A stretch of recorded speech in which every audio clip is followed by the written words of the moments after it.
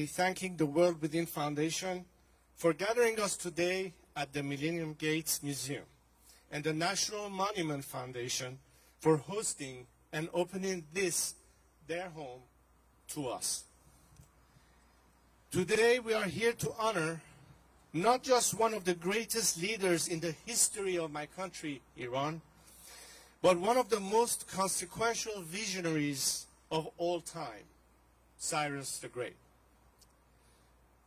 The world has seen great philosophers and great statesmen, but in Cyrus the Great, we see the unique combination of both.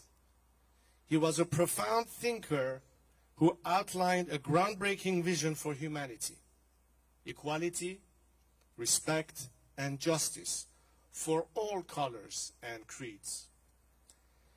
Yet he was also a capable statesman who was able to implement this historic vision and show his people a new way of life, not just in words, but in action. Yet, there have always been forces who fought against this vision and its implementation. Cyrus's vision was not great just because it was new. It was great because it toppled the unjust rules and rulers of his time. The Babylonians did not simply accept Cyrus's path of justice and righteousness. He had to fight to implement it, and he won.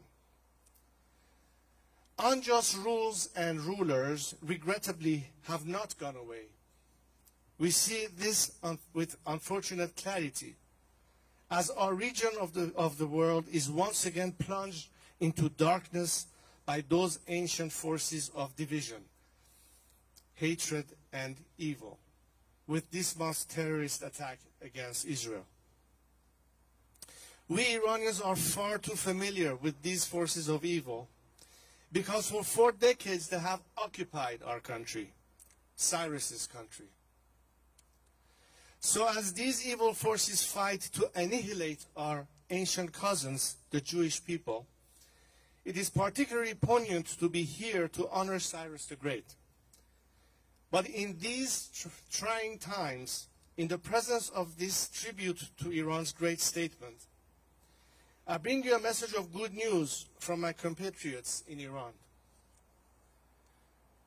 During the 2,500-year celebration of Iranian civilization, at the seat of our historic empire in Persepolis, when Cyrus the Great's tomb lays, my late father called out to Cyrus in front of dozens of world leaders and nations, saying, "Cyrus, sleep in peace, for we are awake."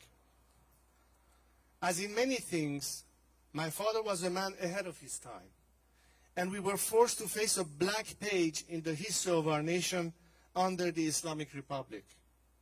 But today, his words ring more true than ever, because today, the youth of Iran are undeniably awake.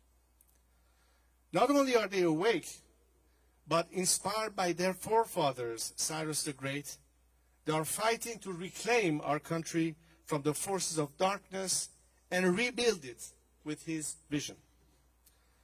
Indeed, it was 7 years ago on this very day, Cyrus the Great's day, that Iranians set their sights on Pasargad, the same location where my father delivered that speech. In the process, they set our country on a path to liberation and renaissance.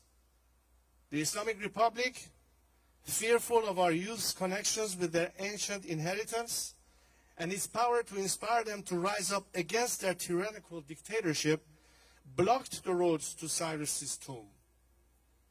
Undeterred, some broke through the roadblocks. Others carried on foot.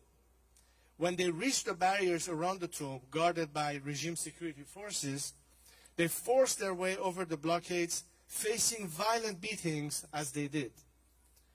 They were convening at Cyrus's tomb to honor his legacy under the darkness of the Islamic Republic, to remind themselves of the light of our history. But they did much more than that.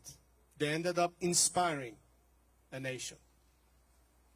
When they finally reached his tomb, they realized just how vast in numbers they were. tens of thousands of young Iranians seeking what Cyrus sought, Iran's freedom, prosperity, and peace with other neighbors, found out that they were not alone. They had strength in numbers and broke out in chants of, Iran is our homeland, Cyrus is our father.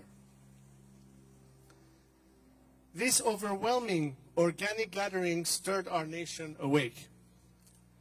After many years in the slumber of cynicism, in which many thought Iran would never again be free, the young people who gathered at Cyrus's tomb on that day reminded them that Iran is not the Islamic Republic, that indeed we are in a battle between Iran and the Islamic Republic. In the years since that historic gathering, my compatriots have risen up against their tyrant and this evil regime with increasing frequency. Too many young people who should be with us today no longer are. But they lost their lives fighting for the very values we are here to honor today. And I will make sure that their loss will not be in vain. I don't see many visionary leaders around the world today, but I do find them in one place, the streets in Iran. And we shouldn't be surprised, for after all they are heirs of Cyrus the Great.